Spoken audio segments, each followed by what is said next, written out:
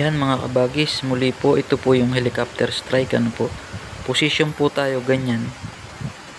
Yan, ganyan po yung pag-execute niya. Bagalan po muna natin, dalawang arnis po yung kailangan natin.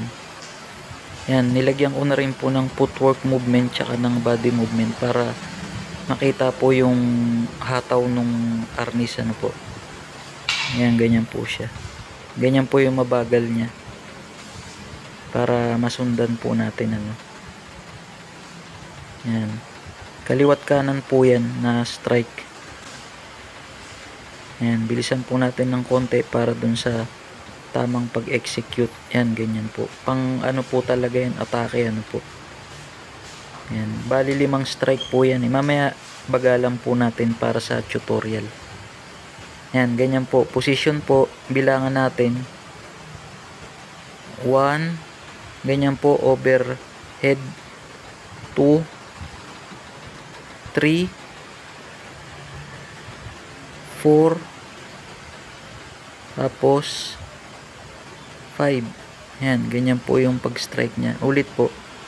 1, 2, 3, 4, 5.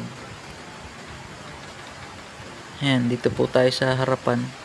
Tignan niyo po maigi. Ayan, overhead po yung unang strike. 1, 2, 3, 4, 5. Tapos balik po ulit dun sa ilalim ng kilikili. Po, yan, ulit po, side po tayo.